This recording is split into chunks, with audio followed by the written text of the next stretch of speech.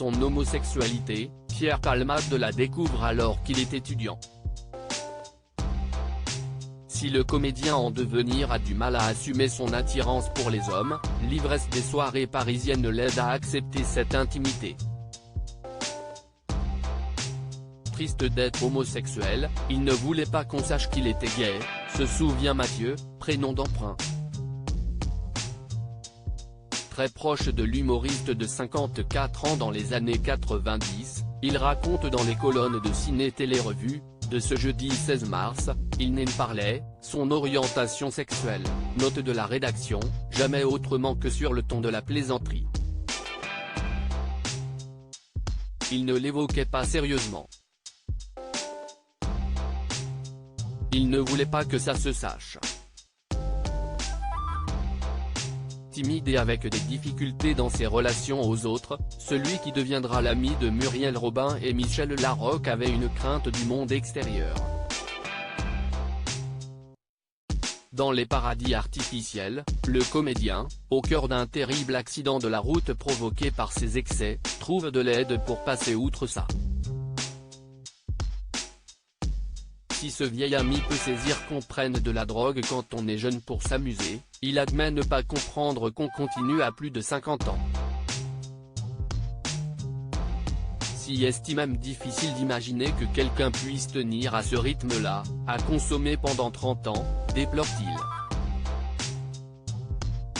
Supérieur à Pierre Palmade, Muriel Robin, Michel Larocque, Véronique Sanson. Les femmes de sa vie et la foi de trop pour Pierre Palmade? Pour Mathieu, la cocaïne, ça fait des dégâts. À tel point qu'il est inconcevable que l'addiction de Pierre Palmade ait duré aussi longtemps. Pourtant, le comédien a bien tenté de s'en défaire en faisant plusieurs cures de désintoxication, mais en vain. En 2022, l'ex-époux de Véronique renoue avec ses vieux démons jusqu'au 10 février dernier. Devenu accro au sexe, il passe près de 3 jours à pratiquer du chemsex, des marathons de sexe sous l'emprise de la drogue, note de la rédaction. Après avoir consommé de la cocaïne, il provoque un terrible accident de la route faisant 3 blessés graves et entraînant la mort d'un bébé à naître de 7 mois. Entendu par les policiers, Pierre Palmade reconnaît avoir pris le volant sous l'emprise de la drogue. Intervenu à son domicile à Célie-en-Bière, Seine-et-Marne, le lendemain du drame, sa femme de ménage révèle avoir retrouvé les lieux en désordre, avec des seringues éparpillées, rapporte Le Parisien, le 13 février dernier. Depuis, Pierre Palmade a été placé en détention provisoire avant que le contrôle judiciaire ne soit annoncé par la Cour d'appel de Paris ce mardi 14 mars.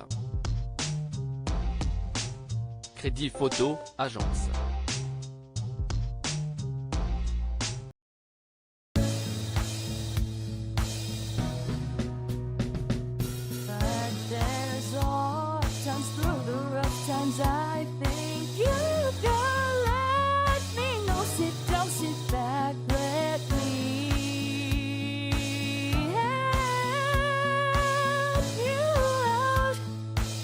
Step, I gotta